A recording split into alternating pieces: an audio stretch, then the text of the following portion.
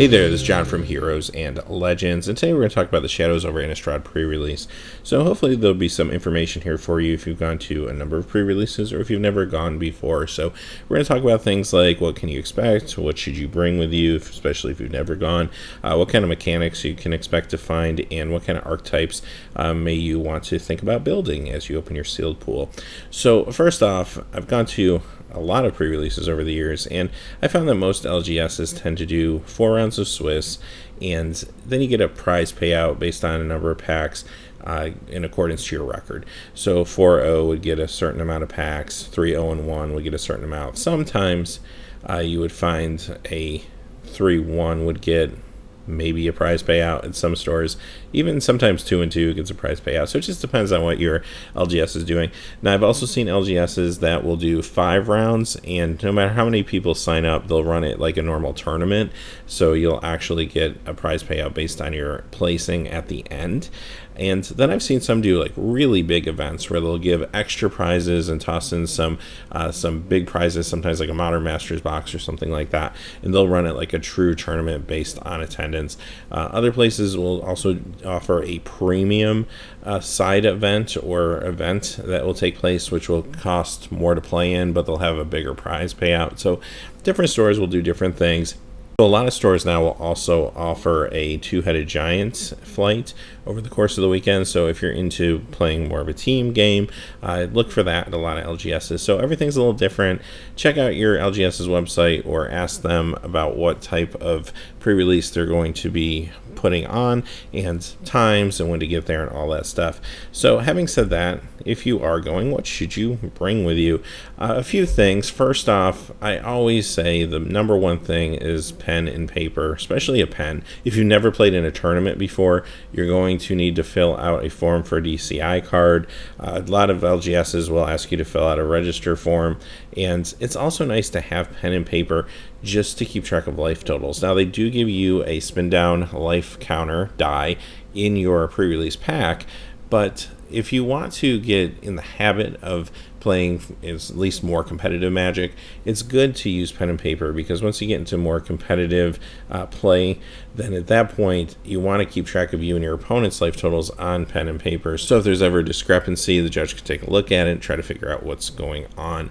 So I've even seen LGSs that will actually charge for pens just because so many people come without them and they lose them, so they have to do something to hopefully get you to remember next time. So definitely have a pen with you.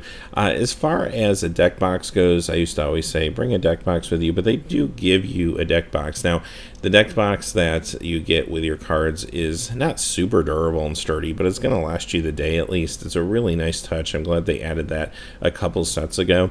I'd also bring some dice. I like 6-sided dice, but whatever you have is fine.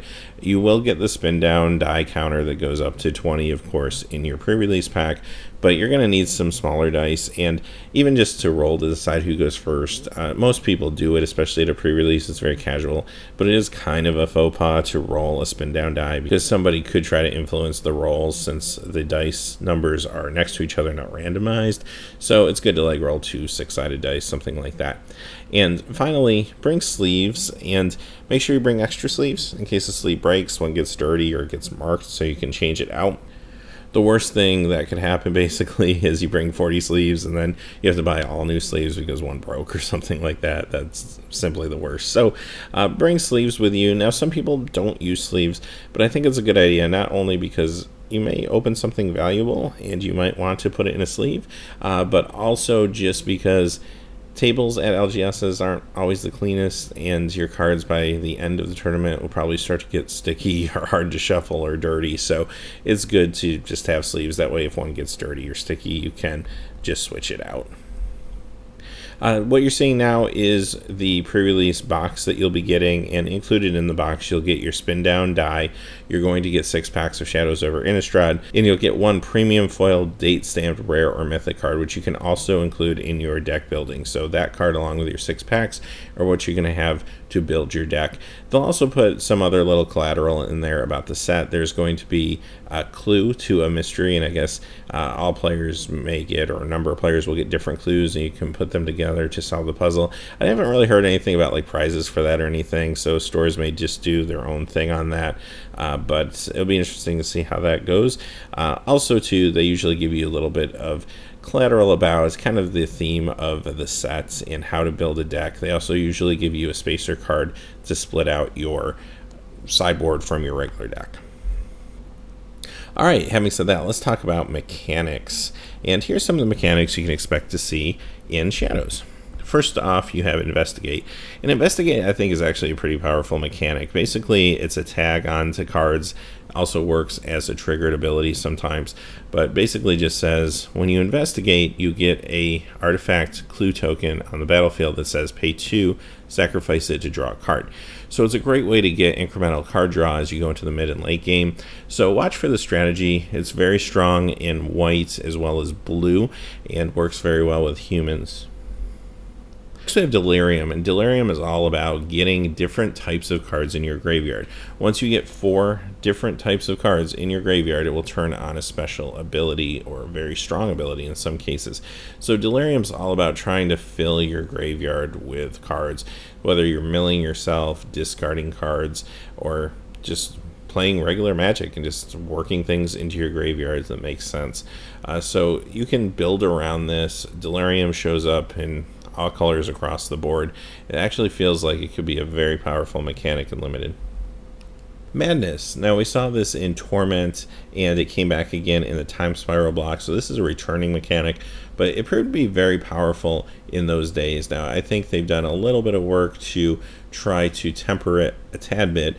However, it's still very, very strong. So this is something that works very well with vampires, but anytime you have the option of discarding a card, or if you have to discard a card, then instead you can exile the card and play it for its madness cost.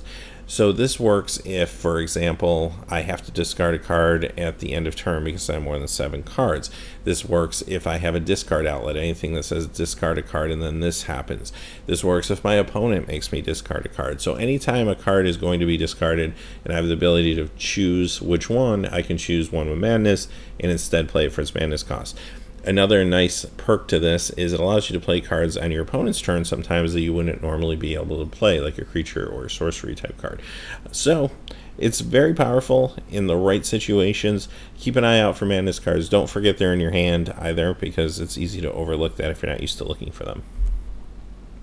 And last mechanic we're going to look at are transform cards. Now transform cards will say on the card what you have to do to transform it.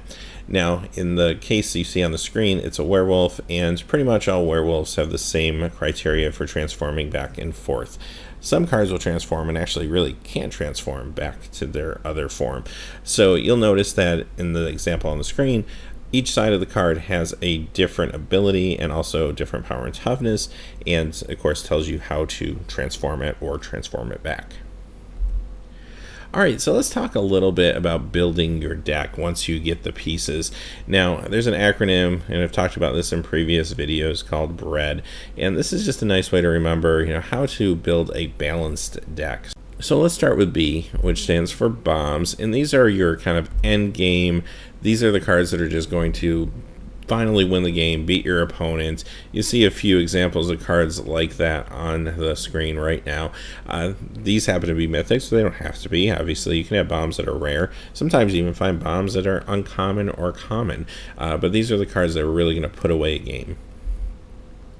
Next, you want to look at removal. Now, removal is the way that you're going to get rid of your opponent's bombs, that you're going to make a path to get your big creatures across, and removal can play a big role in deciding what colors you're actually going to play in your pool. And on the screen, you see some different types of removal and at least 3 different colors here in these examples. So one thing to keep in mind too, there are a number of cards in the set that can be cast from the graveyard, so destroying a card is still very good. If you have an option to play a card like Sleep Paralysis or Bound by Moon Silver, what's nice about those is they remove the threat without actually putting the card in the graveyard, so there are cards you may want to use something like that on. Next we have evasion, and I kind of think of this as sort of your mid-game strategy. This is where you're trying to get damage across once the board is starting to get cluttered. Cards with evasion are like the ones you see here. Flying, Trample, Unblockable, Menace is another example. These are cards that can get across even if your opponent does have some creatures on the board. Next we have aggro, and this is all about the early portion of the game. You're looking for 2 or 3 drops that are going to be able to get across, get some early damage on your opponent. Here's some examples of those type of cards. These are all 2 drops. They usually have some sort of ability to push them, make them a little better. First Strike, for example. Menace is another good one. The card in the middle transforms into a 3/2 flyer if you can discard a card. But these are all very cheap ways of doing damage quickly. Finally, the D stands for duds, and these are cards that you're not going to put in your main deck, but don't forget they're in your sideboard because they actually could still play a big part of the game. These are great examples of cards that you're never going to main deck, but you may pull them out of your sideboard in certain situations. The first card, Chaplain's Blessing, not a very good card, but if you're up against a super aggressive deck, sometimes that life gain might actually help you. The card in the middle, Root Out, is good if you need to deal with an artifact or enchantment, and Structural Distortion on the right is also good if you have an artifact or a land that you need to take care of. Now let's talk a little bit about synergies and what type of archetypes are out there. Now, there are a number of different archetypes. We're going to touch on a few of them here, but we're going to focus on tribal archetypes. There's a strong tribal theme in Innistrad, much like there was in the original Innistrad. So let's look and see where these tribes fall, what colors they're in. We'll start off with spirits, and spirits are in white and blue, and you can see from the cards on the screen, here's a couple examples of some spirits that really synergize well together. Now, they have a lot of evasion, there's a fair amount of flying, obviously, in spirits as a theme, so this can kind of work as a blue-white flyers theme, but if you have some spirits like the ones on the screen, they can even become incrementally more powerful. Now, there are some spirits in some other colors, but quite honestly, you probably want to stick to 2 colors in this format. Next we have zombies, and you're going to find them mostly in black and blue, and again, if you look at the screen, here's a couple cards that work well with zombies. The one on the right isn't necessarily a zombie, but synergizes very well with that archetype. Next we'll look at vampires. They're going to be found in red and black, and they play around quite well with madness as well, and they can be very aggressive. This is a very aggressive tribe, and it's all about playing threats early and getting a lot of damage across. Next we have wolves or werewolves. They're going to be in the Gruul colors, green and red. Again, you see a couple cards on the screen that are going to work very well with a werewolf synergy. And a lot of werewolves are flip cards as well, so you'll see a lot of flip cards in this archetype. Last archetype we're going to look at is humans, and they're in green and white. Humans also want to dabble a little bit in equipment. You're going to find a lot of equipment that either turns on abilities for certain cards or just plain is better when a human equips it. And from a theming point of view, that's really where the equipment is supposed to fall with the humans, so you get some bonuses for that. Now, having said that, those aren't the only archetypes. I mean, you could do something like a white and blue deck that focuses on investigate, or you could do a red-blue deck that focuses more on instants and sorceries, if those are the cards in your pool. I think the best thing you can do is go into a sealed event not thinking about what deck I really want to play, but keeping your mind open and let the cards show you what you're going to play. It's real easy to go in and say, you know, I really like vampires and I want to play that aggro red-black vampire deck. But if you open a ton of good spirits, you may have to change that plan and play the spirit deck instead. So I think that's the best advice I can think of to give someone, especially new to sealed, when they go into their first tournament. Just be open, read the cards, don't go in with any expectations of what you're going to play. So having said that, that's the pre-release primer. I hope everyone has a great time at the pre-release. Overall, the thing to remember is just have fun. It's a casual tournament. It's a good way to learn what it's like to play in a more structured format.